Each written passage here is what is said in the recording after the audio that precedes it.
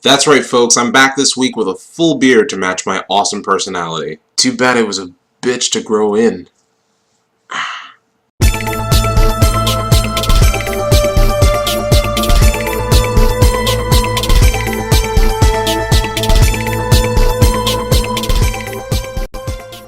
Gamers, what is up? Vernon here, and if you're not familiar, this is Gaming Bytes, where we talk about the biggest gaming stories of the week, starting with... It looks like Sony is in talks with their retail partners to figure out what the bundle will look like in terms of the PlayStation 4 and PlayStation Vita, which means that they are considering, if not really planning, to have a bundle such as that, since the PlayStation Vita is pretty much built for the PlayStation 4. An interview with OPM UK, Fergal Gara, I'm sorry, his name is Fergal Gara, that's 3 steps below Anthony Weiner in terms of ridiculous names.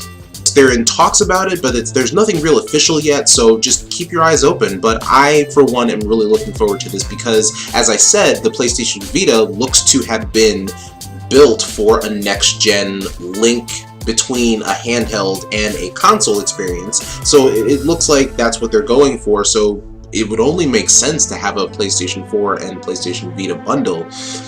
Pricing would be an issue, but I'm sure they'll make it reasonable enough, especially since the PS4 and the Xbox are going to go head-to-head, and, you know, they're both just going to blow up at the same time, so we'll see when it comes out, and in the subsequent months, what they come out with in terms of bundles. And we move right back to Sony with... Bah!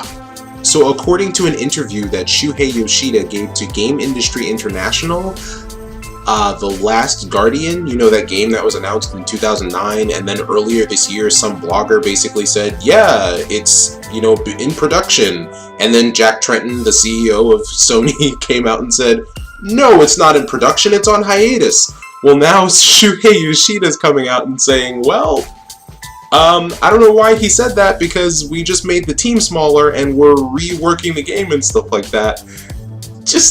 Oh my god, just shut up. Just shut up. It made me laugh when I read this. He basically says, hiatus is misleading. It was a hiatus in terms of releasing new information.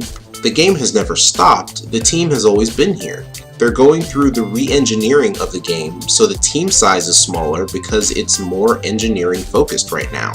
So there you have it, folks. Nobody knows what's going on with The Last Guardian. That's my conclusion, at least, because one person said one thing, and that person happened to be a blogger, and then the CEO came out and basically was like, whoa, guys, just slow your roll. It's on hiatus. We don't know what we're doing with it. And then another guy says, well, we're still working on it. Hiatus is a very unclear word. So thank you, Shuhei Yoshida, for making me disinterested in listening to anything else you guys have to say about this game, because you clearly don't know what you're doing with it. All you had to say was, after the whole hiatus thing, that you release a few more details that prove otherwise, and then you're just like, okay, well, you know, we might have made a mistake here and there, and then just go from there. But no, they had to be like, well, you know, hiatus is really just, you know, a different term. We didn't really mean to say that. Okay, alright. Thank you for clarifying. I appreciate it. So you remember that whole developer scandal with developer 38 Studios and the fact that they moved everyone to Rhode Island and then didn't have enough money to pay anyone, so they shut down, and now the state of Rhode Island is suing them and stuff like that? Well, that company is the company that put out Kingdoms of Amalur: Reckoning, and that intellectual property is going to be on sale on November 14th. The auction begins on November 15th at 9 a.m. and ends on November 15th at noon, so you have a full 24 hours to bid on it if you're a company who wants to continue the series, because there's basically like 10 years of lore that Todd McFarlane and R.A. Salvatore basically came out with, you know, in terms of planning this universe. I got a chance to play Kingdoms of Amalur. I didn't finish it, but it's a great RPG, and it's a shame that the studios had to be shut down and everything like that, because this series was left hanging. This is the kind of series that I would like to see sequels from. Not Assassin's Creed, not Splinter Cell. I'm looking at you, Ubisoft. So yes, any developers that are interested in picking up this IP, go for it, continue the series, take the artwork, the story, and just continue from where 38 Studios left off, and make a great series out of it, because it did really have a lot of potential, and a lot of people liked it. Or I should say, a lot of people I know liked it, but apparently the public reception of the game was split down the middle. Either you loved it or you hated it.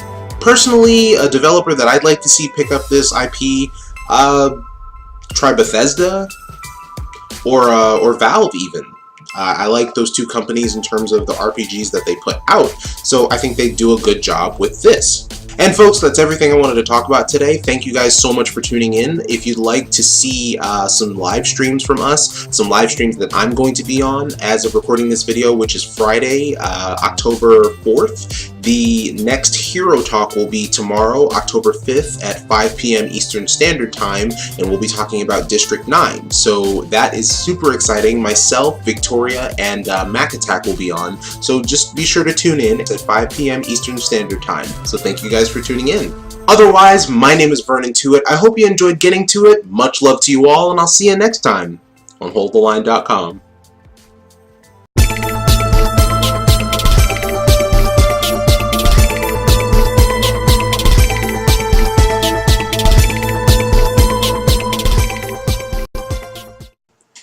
But